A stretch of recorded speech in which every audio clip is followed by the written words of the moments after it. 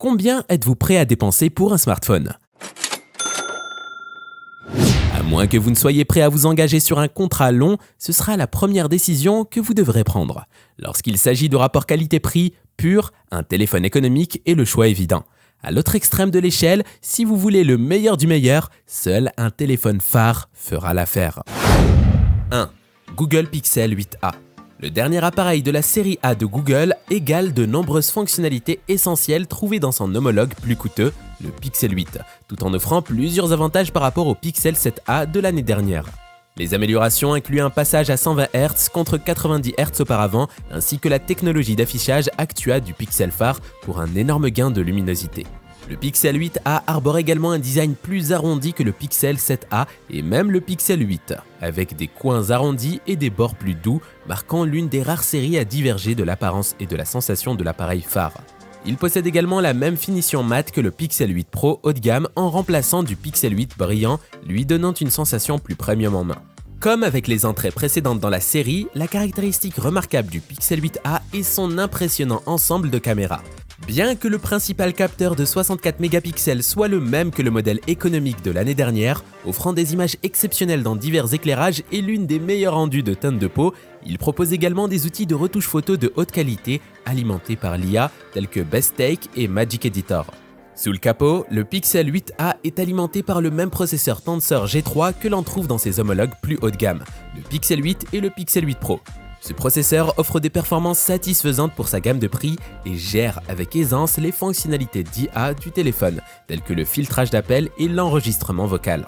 Cependant, il existe des téléphones de milieu de gamme plus rapides et plus capables, y compris le Poco F6 Pro. 2. Nothing Phone 2. Si vous voulez un smartphone qui se démarque de la foule, ne cherchez pas plus loin que le Nothing Phone 2. Poursuivant ce qui a été initié avec le Nothing Phone 1, le dernier modèle arbore le même look transparent unique qui offre une bonne vue sur certains des composants alimentant le téléphone, et l'interface Glyph est également de retour. Les bandes LED blanches à l'arrière sont beaucoup plus lumineuses cette fois-ci, et grâce aux améliorations apportées aux bandes, le spectacle lumineux est beaucoup plus personnalisable. Cela est encore amélioré par le Glyph Composer, une application de style synthétiseur qui vous permet de créer vos propres sonneries visuelles qui se synchronisent avec le panneau d'éclairage arrière. L'interface Glyph est toujours principalement utilisée pour vous alerter des appels et des textes entrants, mais elle est pratique et surtout, elle est impressionnante, particulièrement pour un téléphone de milieu de gamme. Ce n'est pas juste un objet esthétique, il intègre le Snapdragon 8 Gen 1 de niveau haut de gamme pour une puissance et une efficacité de premier ordre, une batterie de 4700 mAh avec une charge de 45 watts qui délivre une charge complète en moins d'une heure et une double caméra arrière de 50 mégapixels. 3. Poco F6 Pro. Si le jeu mobile est une priorité mais que vous ne voulez pas dépenser des sommes énormes pour des téléphones de jeu ultra premium comme le ROG Phone 8 Pro Edition, le Poco F6 Pro se présente comme une alternative étonnamment compétente qui ne vide pas le portefeuille. C'est parce que, malgré son prix de seulement 499 €, le Poco F6 Pro embarque le chipset de niveau haut de gamme Snapdragon 8 Gen 2, aka le chipset de choix pour la plupart des flagships de l'année dernière, accompagné de 12 ou 16 Go de RAM et jusqu'à 1 Teraoctet de stockage.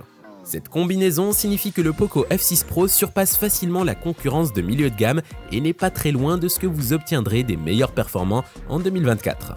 Pour les jeux, vous pouvez maximiser les paramètres graphiques sur pratiquement n'importe quel jeu sur le Play Store et il fonctionnera comme un rêve et le refroidissement est également superbe. Vous pourriez penser que, en misant tout sur la puissance, Poco a négligé d'autres aspects du téléphone, mais ce n'est pas le cas.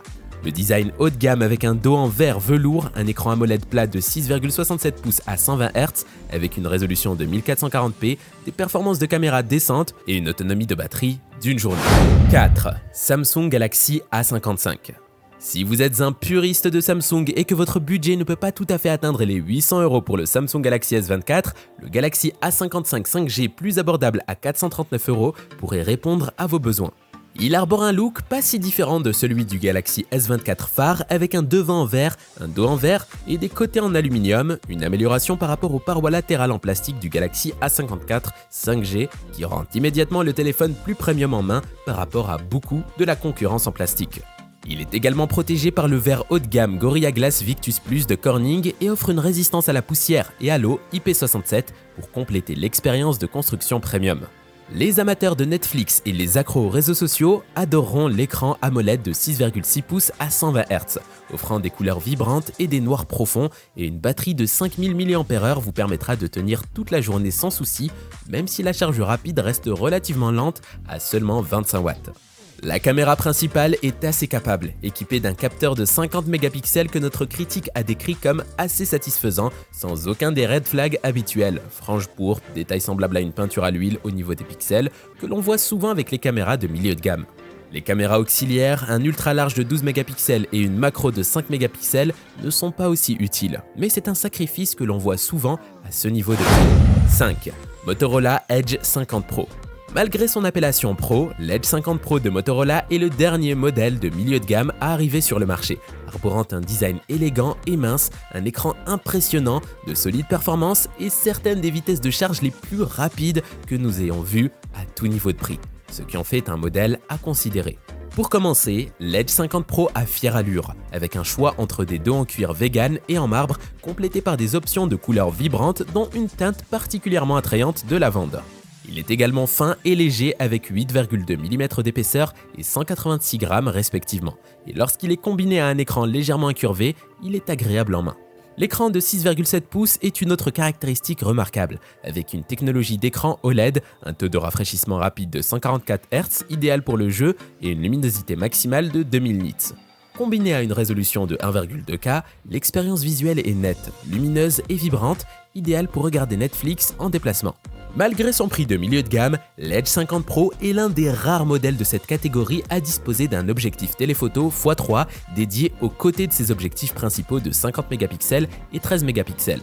La caméra principale est identique à celle du Motorola Edge 40, ce qui signifie qu'elle reste un appareil photo impressionnant avec un grand capteur de 1 sur 1,55 pouces et une ouverture f1.4. Mais l'ajout d'un téléobjectif de 10 mégapixels signifie que vous pouvez vous rapprocher de l'action comme jamais auparavant.